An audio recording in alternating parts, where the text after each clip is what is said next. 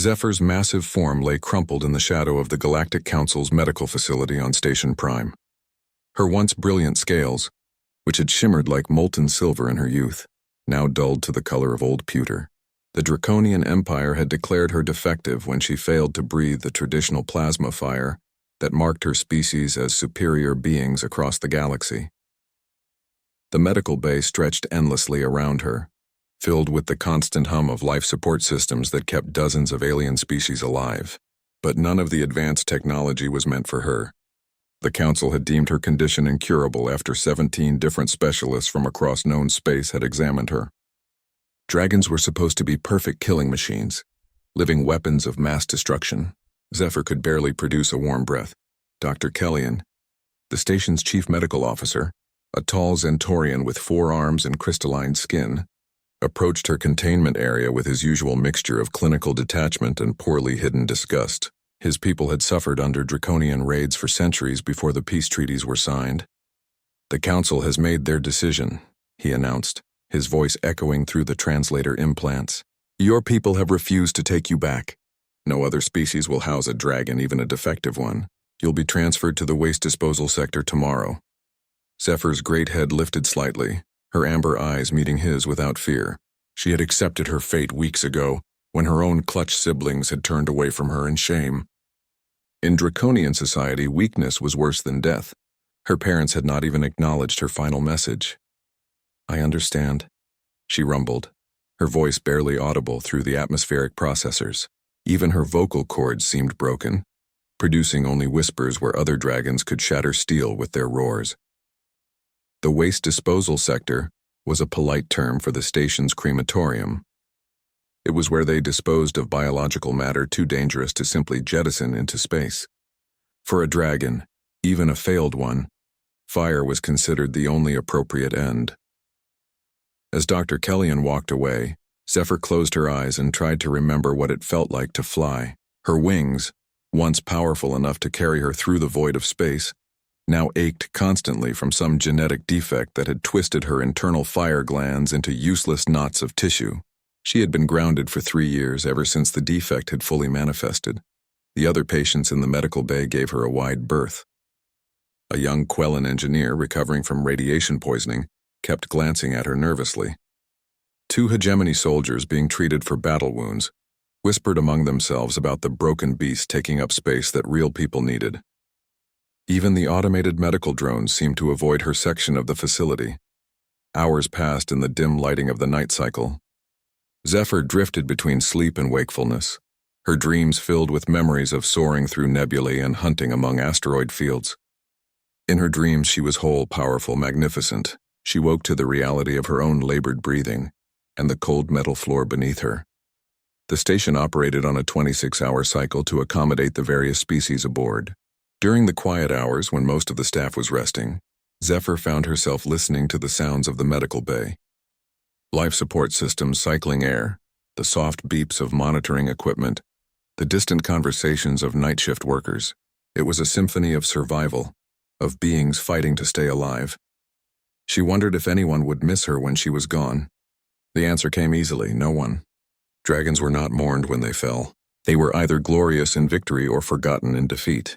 There was no middle ground in their culture, no room for the broken or the weak. A soft sound caught her attention. Footsteps lighter than any of the staff she had encountered. They seemed hesitant, careful not to make too much noise. Zephyr kept her eyes closed, feigning sleep. After days of medical examinations and bureaucratic visits, she had no desire to face another being who would look at her with pity or disgust. The footsteps stopped near her containment area. She could hear soft breathing, could smell something unusual, not the antiseptic smell of the medical bay staff, nor the metallic scent of the various alien species she had encountered. This was something different, something organic and warm. "Hello," came a soft voice, speaking in accented Standard Galactic. "Are you awake?" Zephyr's eyes opened slowly. Standing at the edge of her containment field was a small figure in a maintenance coverall. The being was tiny compared to her massive form, barely reaching the height of her smallest claw. The face was pale and smooth, with dark hair pulled back in a simple arrangement. 2 eyes, smaller than most species she knew, regarded her with something she had not seen in months. genuine curiosity rather than fear or revulsion. "I am awake," Zephyr whispered, her broken voice barely carrying across the space between them. The small being smiled, an expression that transformed her entire face. "I'm Maya. I work in the hydroponics bay, but I heard about you from the other maintenance staff. They said you were going to be transferred tomorrow." Maya. The name was unfamiliar, as was the species. Zephyr had encountered hundreds of different races during her time in space. But this one was new to her. The being seemed impossibly fragile, with thin limbs and soft skin that looked like it would tear at the slightest touch. "Yes," Zephyr replied simply. There seemed no point in elaborate explanations or emotional displays. Tomorrow she would be dead, and this strange little creature would go back to her work among the plants. Maya stepped closer to the containment field, close enough that Zephyr could see the concern in those small eyes. "That's not right. You're not waste to be disposed of. You're alive, you're thinking and feeling. How can they just throw you away?" The question caught Zephyr off guard. In all her interactions since her defect had been discovered, no one had questioned the decision. Dragons who could not fulfill their purpose were eliminated. It was the natural order accepted by all species who dealt with the Draconian Empire. "I am defective," Zephyr explained patiently. "I cannot serve the function I was bred for. In my culture and in galactic law, that makes me a failed experiment to be terminated." Maya's expression hardened in a way that seemed completely at odds with her small, delicate appearance. "That's the stupidest thing I've ever heard. You're not a machine to be scrapped when you break. You're a person." Maya returned the next morning before the transfer was scheduled to begin. She carried a small device that Zephyr didn't recognize, along with what appeared to be some kind of food container. The dragon watched with growing confusion as the small human worked at the control panel near her containment field. "What are you doing?" Zephyr asked, though part of her already suspected the answer. "Getting you out of here," Maya replied matter-of-factly, as if breaking a condemned dragon out of a medical facility was perfectly normal. "I spent all night researching galactic law regarding sentient rights. Did you know that the Draconian Empire never actually filed the proper paperwork to claim ownership of you?" Zephyr's massive head tilted in confusion. "I do not understand. I am Draconian. I was born in their space, raised in their facilities." Maya's fingers flew over the control interface with surprising skill. "Born, yes. But according to Station Prime's records, you were abandoned here 3 months ago, without any legal transfer of custody. That makes you a free agent under Galactic Council law. They can't just execute you without a trial, and they certainly can't do it for being different." The containment field flickered and died. For the first time in weeks, Zephyr felt the unrestricted air of the medical bay flow around her. The sensation was overwhelming after so long in the sterile bubble of the containment system. "This is impossible," Zephyr whispered. "Even if what you say is true, where could I go? No species will accept a dragon among them. We are feared across the galaxy." Maya shouldered a large pack she had brought with her and gestured for Zephyr to follow. "That's because they don't know you. They only know the stories, the reputation, but I've been watching you for days now. You're not a monster. You're just someone who got dealt a bad hand." As they moved through the empty corridors of the medical bay, Zephyr marveled at Maya's confidence.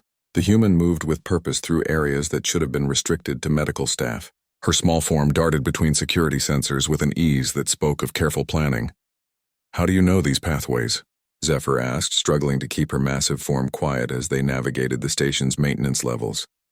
"I've been working on Station Prime for 2 years, Maya explained, pausing to check a junction ahead. "Hydroponics Bay connects to every major system on the station. You learn the layout pretty quickly when you're responsible for keeping everyone fed." They emerged into a vast chamber filled with growing plants under artificial sunlight. The air was thick with humidity and the scent of growing things. Zephyr had never experienced anything like it. The closest comparison in her memory was the biodomes of the draconian breeding colonies. But those had been sterile, controlled environments focused solely on production. This place felt alive in a way that touched something deep in her damaged soul. "Welcome to my domain," Maya said with obvious pride. "It's not much, but it's home. And more importantly, it's off the official station maps. They use this space for hydroponics, but they never actually inspect it. Too boring for most administrators." Zephyr looked around at the endless rows of growing plants, the complex irrigation systems, The careful arrangement of light and nutrients that sustained life on the station. You did all this yourself? Well, I had help setting up the initial systems, Maya admitted, leading her toward a cleared area near the back of the chamber. But I've been expanding it, improving it. Turns out I have a talent for making things grow. The cleared area contained what looked like a living space, a small sleeping area suitable for a human, work tables covered with plant specimens, and what appeared to be a communication setup that was far more sophisticated than anything a maintenance worker should have had access to. Maya, Zephyr said slowly, what exactly is your position on this station? The human's smile turned slightly mischievous. Officially, I'm a level 3 hydroponics technician. Unofficially? I'm someone who believes that every sentient being deserves a chance to find their purpose, even if it's not the one they were born for. She activated the communication array and began typing rapidly. I sent messages to 17 different colonies in unclaimed space last night. Agricultural worlds, mostly. Places that are struggling to establish sustainable food production. I told them about a dragon who might be interested in helping them grow things instead of destroying them. Zephyr stared at the small human in disbelief. You cannot be serious. I am a failed weapon. I know nothing about growing plants or peaceful pursuits. Neither did I when I started, Maya replied, pulling up a response on her screen. But look at this. The colony on Verdania is willing to offer you a trial position, helping with their terraforming project. They need someone strong enough to move equipment and intelligent enough to understand complex ecological systems. The dragon's amber eyes focused on the screen, reading the formal offer of employment. It seemed impossible, surreal. For her entire life she had been told that dragons had one purpose, to serve as weapons for the Empire. The idea that she could be anything else had never even been considered. Why are you doing this? Zephyr asked quietly. You do not know me. You owe me nothing. In fact, helping me could put you in considerable danger if the station authorities discover what you have done. Maya turned away from the communication array to face her directly. Because everybody deserves a second chance. Because being different doesn't make you broken. And because... She hesitated, then continued. Because I know what it feels like to be told you're worthless. She gestured around the hydroponics bay. I was supposed to be a star pilot, top of my class at the academy, destined for command of an exploration vessel. But I failed the final psychological evaluation. They said I was too emotional, too willing to risk everything for others. So instead of exploring new worlds, I ended up tending plants on a backwater space station. Zephyr listened with growing understanding. But you are not worthless. This place, what you have built here, it sustains life for thousands of beings. Exactly, Maya said with a sad smile. It took me a long time to realize that sometimes our greatest strength comes from what others see as our greatest weakness. You can't breathe fire like other dragons? Maybe that's not a flaw. Maybe it's an opportunity to be something better. The communication array chimed with another incoming message. Maya checked it quickly, then turned to Zephyr with excitement. 3 more colonies have responded positively. The research station on Kepler 442b wants someone to help with their atmospheric processing project. They specifically mentioned that having a dragon who wouldn't accidentally incinerate their equipment would be an advantage. For the first time since her defect had manifested, Zephyr felt something she had almost forgotten. Hope. It was a fragile thing, easily crushed, but it was real. This small human had shown her possibilities she had never imagined. Futures that didn't end in shame and disposal. If I accept one of these positions, Zephyr said carefully, I would be abandoning everything I was raised to believe about myself and my species. Maya nodded seriously. Yes, you would. The question is, do you want to die as a failed dragon, or live as something entirely new? The transport ship that arrived to collect Zephyr was unlike anything she had ever seen. Where draconian vessels were all sharp edges and intimidating angles designed to strike fear into enemies, this ship looked almost organic. Its hull curved gently, painted in earth tones that reminded her of Maya's garden. Captain Torres, a weathered human with kind eyes and hands stained permanently green from working with soil, greeted them at the docking bay. So you're the dragon who wants to help things grow instead of burning them down, he said with a grin. I like you already. Maya had insisted on accompanying Zephyr to Verdania, at least for the initial transition. You'll need someone who can translate human concepts into practical applications, she had argued. Besides, I've always wanted to see a real terraforming operation in action. As their ship departed Station Prime, Zephyr watched through the viewport as the massive station shrank into the distance. Somewhere behind them, Dr. Kellyan was probably discovering her empty containment field and alerting security. By the time they realized what had happened, she would be in unclaimed space, beyond the reach of both the Galactic Council and the Draconian Empire. Having second thoughts, Maya asked, settling into the seat beside her. The human ship was designed for comfort rather than intimidation, with soft cushions and viewing windows that made the journey feel more like exploration than travel. I am terrified, Zephyr admitted. Everything I was taught about myself, about my purpose, about what dragons are supposed to be, all of it was wrong. I do not know who I am anymore. Captain Torres overheard from the pilot's seat. That's not necessarily a bad thing. Some of the best people I know had to figure out who they really were after the universe told them they were something else entirely. The journey to Verdania took 8 standard days. During that time, Maya worked with Zephyr on what she called practical applications of dragon abilities for agricultural purposes. It turned out that many of the physical traits that made dragons effective weapons could be repurposed for peaceful work.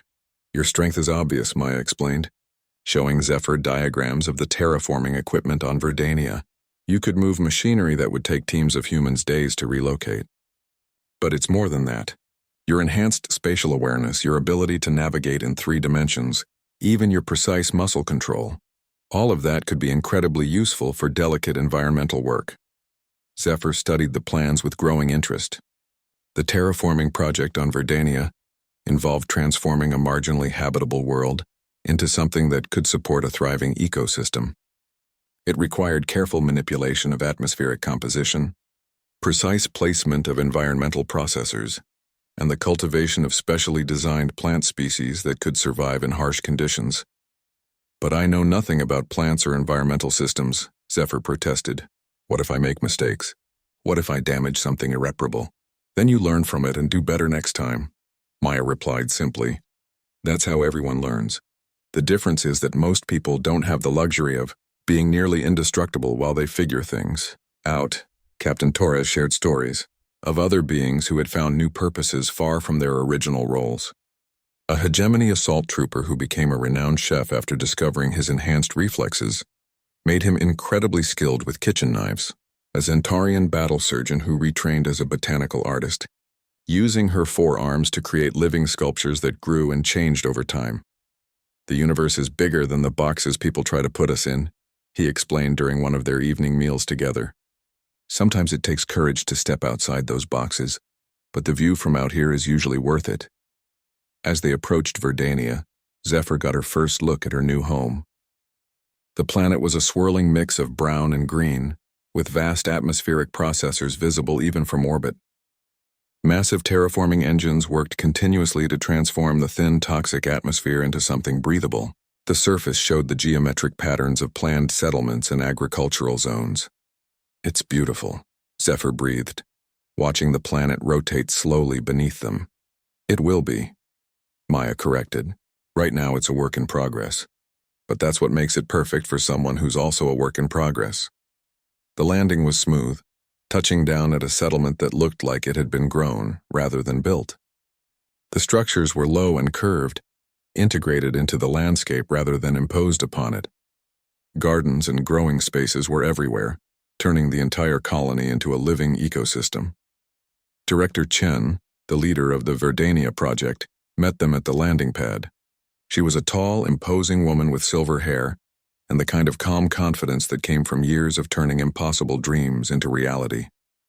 "Welcome to Verdania," she said, addressing Zephyr directly, rather than speaking to her handlers as most beings did. "I understand you're interested in learning about ecological engineering. I am willing to learn," Zephyr replied carefully. "Though I must warn you, I have no experience with peaceful applications of my abilities."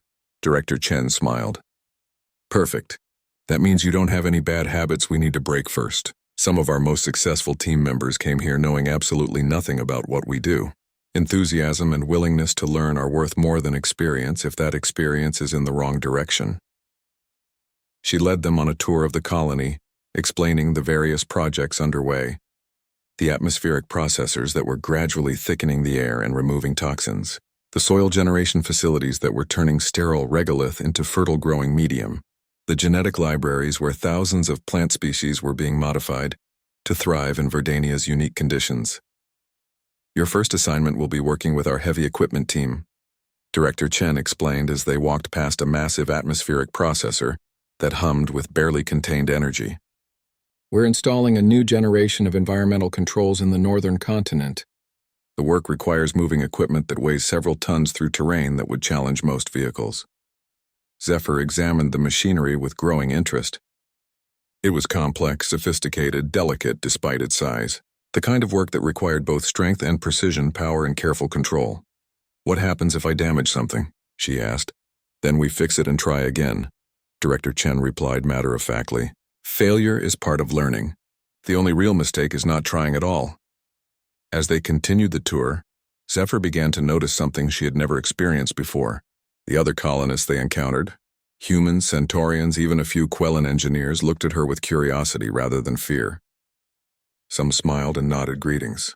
A few children ran up to get a closer look at the dragon, chattering excitedly about her size and her scales. They are not afraid of me, Zephyr observed quietly to Maya. Why should they be? Maya replied. You're not here as a weapon. You're here as a colleague, someone working toward the same goals they are. That changes everything about how people see you.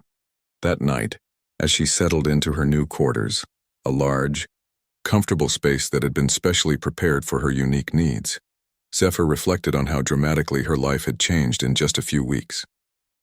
From a failed weapon awaiting disposal to a valued team member working to create new life on an alien world. Through her window, she could see the lights of the colony spreading across the landscape, each one representing a being who had chosen to build rather than destroy, to nurture rather than dominate. For the first time in her life, she felt like she belonged somewhere. Maya knocked on her door, carrying 2 steaming mugs of something that smelled wonderful. Hot chocolate, she explained. An old Earth tradition, good for celebrating new beginnings. As they sat together, looking out at the transformed landscape of Verdania, Zephyr realized that her defect, her inability to breathe fire, had not been a failure after all. It had been the key to discovering who she really was. Beneath all the expectations and assumptions of her birth, culture, thank you, she said, quietly to Maya, for seeing something in me that I could not see in myself. Maya smiled and raised her mug in a toast. Here's to being different, and to discovering that different doesn't mean broken. 6 months into her new life on Verdania, Zephyr had become something she never thought possible. Essential. Her ability to precisely manipulate heavy machinery while flying had revolutionized the terraforming process. What used to take weeks of careful ground-based operations now took days as she soared through the atmosphere, positioning atmospheric processors with millimeter accuracy. But her transformation went deeper than just improved efficiency. Working alongside the colonists had taught her about collaboration, about the satisfaction that came from building rather than destroying. Each successful installation meant cleaner air for the growing settlements, richer soil for the expanding agricultural zones, a more stable ecosystem for the wildlife they were slowly introducing.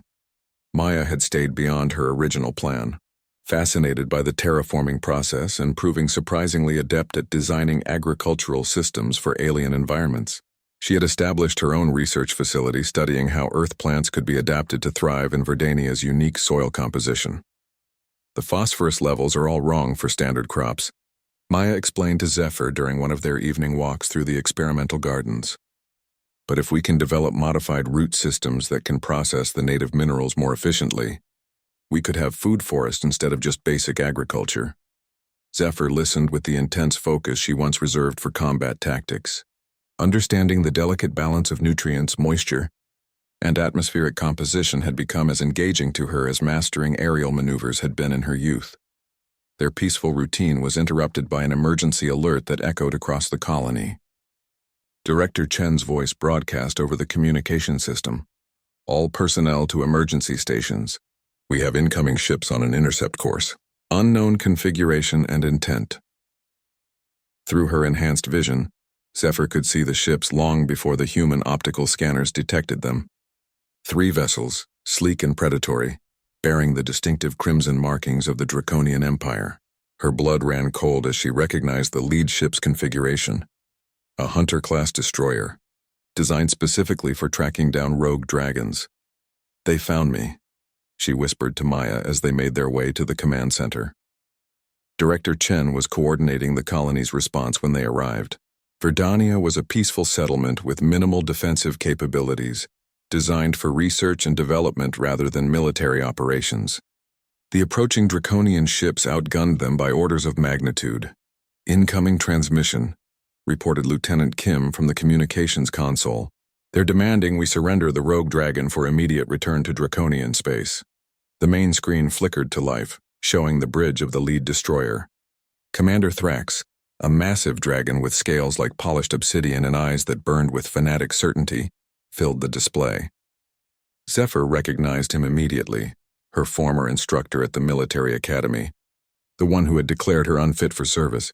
"Greetings, human colony," Thrax rumbled, his voice carrying the authority of absolute conviction.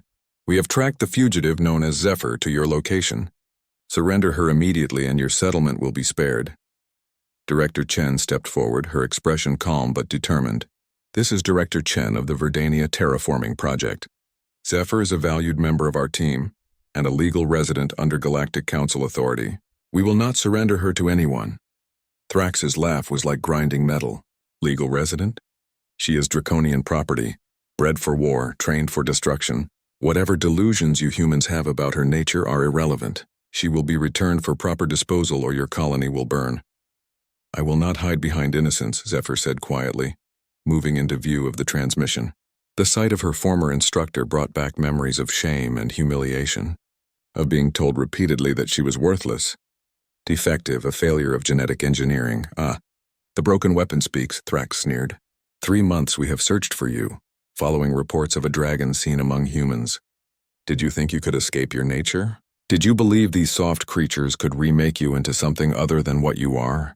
They did not remake me," Zephyr replied, feeling a strength she had never possessed in her youth. "They simply allowed me to discover who I really am." "You are nothing," Thrax snarled. "A genetic defect that should have been terminated at hatching. Your very existence is an insult to the purity of our species." Maya stepped up beside Zephyr, her small form dwarfed by the massive dragons on the screen. "She's worth 100 of you," she said fiercely. "While you've been flying around the galaxy threatening people, she's been helping build a new world. She's saved more lives in the past 6 months than you ever have." Thrax's eyes focused on the tiny human with predatory interest. "And you are the one who corrupted her with your weak philosophies. Perhaps watching you die will remind her of her true nature." The transmission cut out, leaving the command center in tense silence.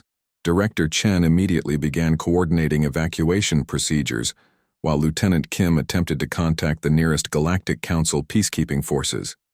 But everyone knew help would arrive far too late to matter. "I have to leave," Zephyr said quietly. "If I surrender to them, they will spare the colony." "Like hell you will," Maya replied immediately. "We don't negotiate with bullies, and we don't sacrifice family." Family. The word hit Zephyr like a physical blow. In all her years among the Draconian Empire, she had never truly belonged to anyone or anything. Here, among these determined humans and their alien allies, she had found something her original culture had never offered. Acceptance, purpose, belonging. "The evacuation shuttles can't carry everyone," Director Chen reported grimly. "And even if they could, those destroyers would intercept them before they reached the hyperspace limit." Zephyr closed her eyes, thinking furiously. Her mind, trained for tactical analysis despite her defective fire glands, began processing possibilities. The Draconian ships were powerful but designed for space combat. They would be vulnerable during atmospheric entry, their maneuverability limited by the planet's gravity well. "What if we do not run?" she said slowly. Director Chen looked at her with surprise. "You want to fight 3 military destroyers with a terraforming colony?" "Not fight. Defend." Zephyr moved to the tactical display, her claws tracing possible approach vectors. "Those ships are optimized for void combat. In atmosphere, they become much less maneuverable, and they will underestimate both human ingenuity and the power of someone fighting to protect their home." Maya's eyes lit up with understanding. "The atmospheric processors. They're essentially giant industrial-scale chemical reactions, right? What if we could overload them in sequence, create atmospheric disturbances that would interfere with their targeting systems? And the soil generation facilities could produce metallic dust clouds, added Lieutenant Kim, catching on to the plan. If we timed it right, we could create interference that would blind their sensors. Director Chen studied the tactical possibilities with growing excitement. It's insane. We're talking about weaponizing terraforming equipment against military vessels. Sometimes insane is the only option left, Zephyr replied. But I will need to be airborne to coordinate the timing. They will target me immediately. Then we make sure you're not an easy target, Maya said firmly. If they want to threaten our home, they're going to learn what humans do to protect the people we care about. As the 3 draconian destroyers began their descent toward Verdania, the colony transformed itself from a peaceful research station into something unprecedented. A terraforming weapon wielded by beings who refused to surrender what they had built together. Zephyr spread her wings and took to the skies of her adopted home, no longer the broken failure the Empire had rejected, but something entirely new, a dragon who had learned to protect rather than destroy, to build rather than conquer, to belong rather than dominate. The battle for Verdania was about to begin, and for the first time in her life, Zephyr was fighting for something that truly mattered. The first atmospheric processor erupted in a controlled explosion, just as Commander Thrax's destroyer broke through the cloud layer. The massive industrial facility, designed to slowly convert toxic gases into breathable atmosphere over decades, suddenly released months of accumulated pressure in a single, directed burst. The shockwave caught the lead ship completely off guard, sending it tumbling through the sky as its pilot fought to regain control. Zephyr soared through the chaos, using her intimate knowledge of Verdania's air currents to stay ahead of the plasma fire, now lighting up the sky behind her. 6 months of flying cargo runs through the planet's unique atmospheric layers had taught her things no military academy could: how to read thermal updrafts from the volcanic regions, how to navigate the electromagnetic storms generated by the magnetic field fluctuations, how to use the planet itself as both shield and weapon. Processor 7 is ready for overload.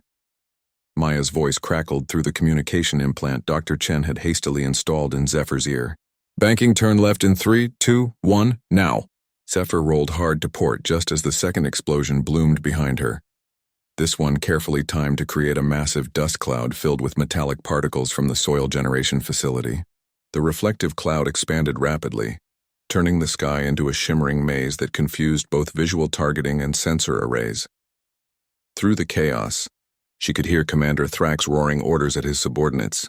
Ignore the atmospheric disturbances. Find that defective and burn everything around her. These humans dare use industrial equipment as weapons against the Draconian Empire. But the Empire's pilots had never faced anything like this before. Their training focused on void combat and planetary bombardment, not aerial dueling through deliberately created environmental hazards. The second destroyer, attempting to follow Zephyr through the metallic cloud, clipped a thermal tower and crashed into a hillside in a ball of twisted metal and escaping plasma.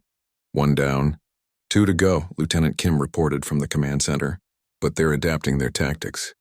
The third ship is staying at high altitude, trying to get clear targeting solutions. Zephyr climbed higher, her powerful wings carrying her toward the edge of the atmosphere, where the remaining destroyers had positioned themselves. This was dangerous territory for her. The thin air provided little lift, and her defective fire glands meant she couldn't produce the plasma bursts that other dragons used for emergency propulsion in near-vacuum conditions. But Maya's voice came through the comm with steady confidence. Remember what we practiced with the heavy cargo lifts? You don't need fire when you have momentum and mass. The third destroyer fired a spread of plasma bolts that lit up the sky around Zephyr. She dove, rolled, and climbed again, using the gravitational pull of the planet and her own considerable mass to build kinetic energy. Where other dragons would have answered with fire, she answered with physics. The massive cargo container she had been carrying, ostensibly filled with equipment for the northern processing stations, opened at precisely the right moment.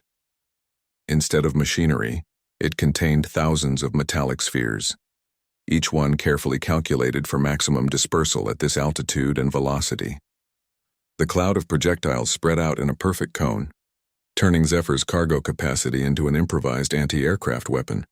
The third destroyer, caught completely off guard by this unconventional attack, took multiple impacts across its hull. While individually the spheres weren't powerful enough to penetrate military armor, the cumulative effect overwhelmed the ship's defensive systems. Electrical cascades raced across the hull as circuits overloaded and plasma conduits ruptured.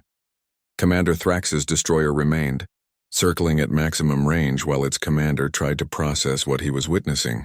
His voice came over the open communication channel, filled with a mixture of rage and disbelief. "This is impossible. You are a dragon. You were bred for combat, trained in the ancient ways. How can you fight alongside these inferior creatures against your own kind?" Zephyr's response surprised even her with its clarity and conviction. "Because they are not inferior. Because they showed me that being different does not mean being broken. Because they taught me that there are more ways to be strong than just the ones we were born knowing." She dove toward the last destroyer, not in a conventional attack pattern but in the careful, controlled descent she had perfected while positioning atmospheric processors. Every movement was precise, calculated, efficient. Where her military training had taught her to overpower and dominate, her work on Verdania had taught her to finesse and manipulate. "You have been corrupted by alien ideas," Thrax snarled, firing everything his ship had at her approaching form. "You have forgotten what it means to be draconian." "No," Zephyr replied, weaving through the plasma fire with movements learned from months of delicate environmental work. "I have finally learned what it means to be me." The cargo clamps she activated this time released something different. Not weapons, but hope. Hundreds of seed pods, specially designed by Maya's research team to survive atmospheric entry and begin growing immediately upon impact.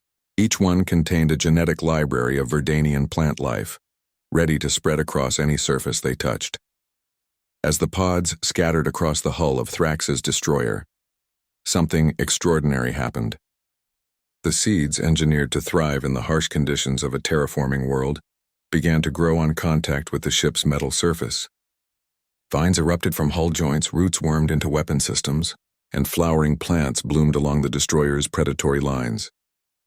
For the first time in recorded history, a dragon had defeated an enemy vessel not through fire and destruction, but through creation and growth.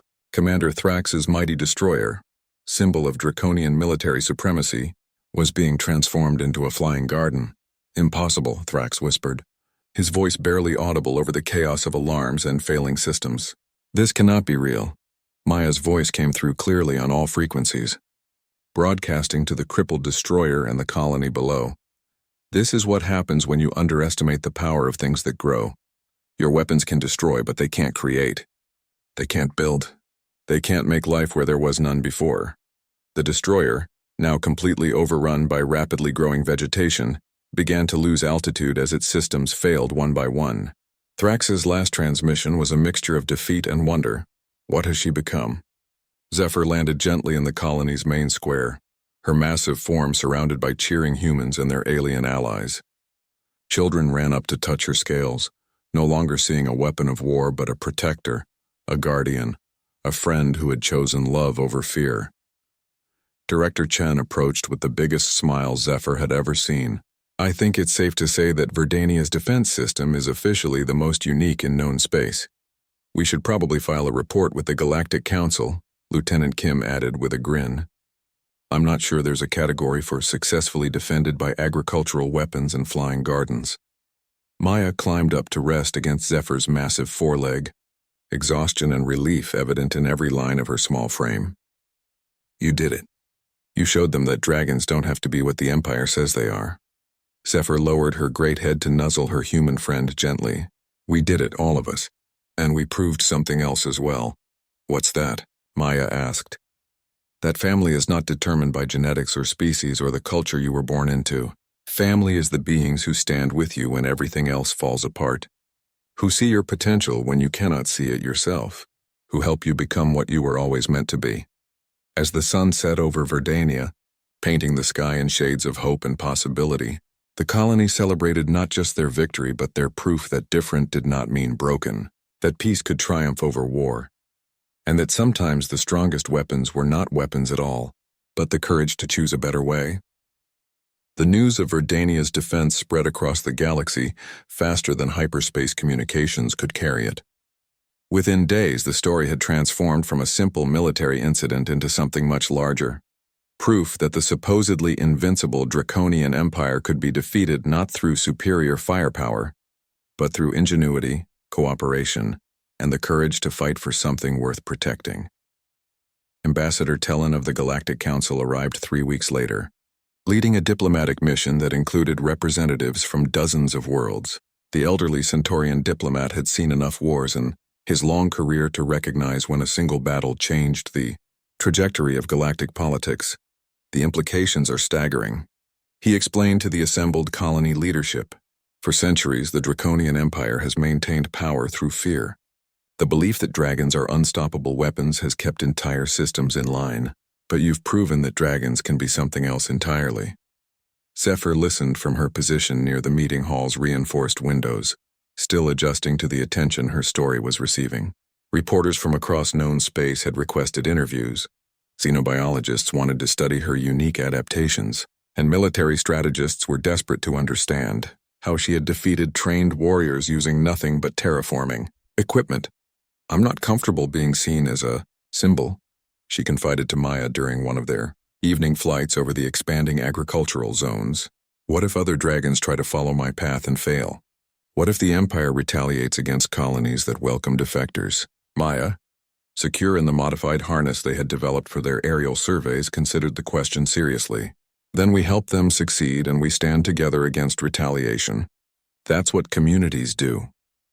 Their conversation was interrupted by an urgent communication from the colony's deep space monitoring station. Lieutenant Kim's voice crackled through their communicators with barely contained excitement. "Zephyr, Maya, you need to get back here immediately. We're receiving transmissions from other dragons. They landed to find the command center in controlled chaos. The main communication array was active with multiple incoming signals, each one originating from different sectors of Draconian space. The first transmission that played made Zephyr's heart race with recognition and hope. "This is Kyriel of the Southern Reaches," came a familiar voice, weak and filled with exhaustion. "I heard the stories about Verdania, about the dragon who chose to build instead of destroy. My fire glands are failing. The Empire has condemned me, but I want to be something more than a discarded weapon. Please, if any human colonies are listening, I need help." The second transmission was even more heartbreaking.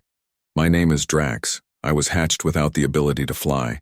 The breeding masters call me useless, but I've been studying engineering databases and I think I could be useful to construction projects. I can lift tremendous weights and work in dangerous environments. I just need someone to give me a chance." By the end of the day, they had received 17 similar messages from dragons across the galaxy. Some were defective by Draconian standards. Others were simply questioning the violent purpose for which they had been bred. All of them had heard about Zephyr and Verdania, and all of them were asking for the same thing, a chance to be something other than weapons. "This is what we were afraid of," Director Chen said during the emergency council meeting that evening. "The Empire will see this as an organized rebellion. They'll respond with massive force to prevent other dragons from defecting." Ambassador Tellin, who had remained on Verdania to observe the developing situation, leaned forward with the intense focus of a career diplomat recognizing a historic opportunity. "Or we could make this an organized rebellion. The Galactic Council has been looking for a way to limit Draconian expansion for decades. If we can offer sanctuary to defecting dragons while simultaneously demonstrating that they can be peaceful, productive members of galactic society." "You're talking about fundamentally changing the balance of power in known space," Lieutenant Kim observed. "The Empire's entire political structure is built on the fear their dragons inspire. Take that away, and you're looking at the collapse of their hegemony." Maya stood up from her chair with the determined expression Zephyr had learned to associate with her most ambitious ideas. "Then that's exactly what we should do. We create a network of colonies willing to accept dragon refugees. We help them find new purposes, new identities beyond being weapons of war. We prove that cooperation is stronger than domination." "The risk is enormous," Director Chen warned. "The Empire won't hesitate to destroy any colony that harbors their property. We're talking about potential war." Zephyr had been listening in silence, processing the magnitude of what was being discussed. When she finally spoke, her voice carried a conviction that surprised even her. The war has already begun, she said quietly. The moment I chose to live rather than accept disposal. The moment Maya decided I was worth saving. The moment this colony chose to defend me rather than surrender me. That was the first battle. Every dragon who reaches out for help, every colony that answers that call, every being who chooses hope over fear, that's another battle won. She moved closer to the tactical display showing the distribution of incoming dragon distress signals. But this cannot be about revenge against the Empire. It has to be about proving that there is a better way. We show the galaxy that dragons can be healers instead of killers, builders instead of destroyers, protectors instead of conquerors.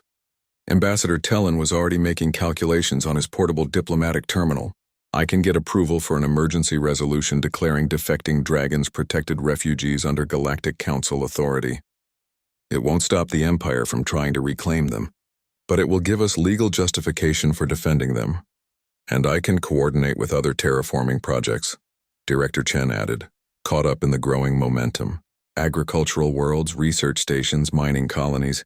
There are dozens of operations that could benefit from dragon assistance if we can overcome the fear factor. Maya was studying the star charts, tracing possible routes for dragon refugees to reach safety. We'll need a communications network that the Empire can't intercept. Safe houses, way stations, escort ships. An underground railroad for dragons, Lieutenant Kim said with growing excitement. Hidden paths to freedom and new lives.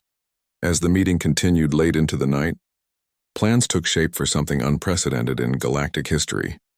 A coordinated effort to offer dragons an alternative to the lives they had been bred for. It would be dangerous, potentially catastrophic if it failed, but also potentially revolutionary if it succeeded. Zephyr stepped outside into the cool evening air of Verdania, looking up at the stars that held so much promise and so much danger. Somewhere among those distant suns, 17 dragons were waiting for answers to their desperate calls for help. Soon, if their plan succeeded, that number would grow to hundreds, then thousands. Maya joined her in the garden they had planted together, where earth roses grew alongside alien flowers in a harmony that had seemed impossible just months before. Second thoughts? Maya asked, echoing her question from their first journey together. No, Zephyr replied, watching a shooting star streak across the alien sky. For the first time in my life, I know exactly who I am and what I'm supposed to do.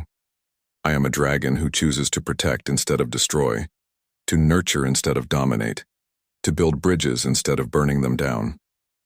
She lowered her great head to look at her human friend, and I am going to help other dragons discover that they have the same choice. The revolution had begun, not with fire and fury, but with hope and the radical idea that anyone could choose to be more than what they were born to be.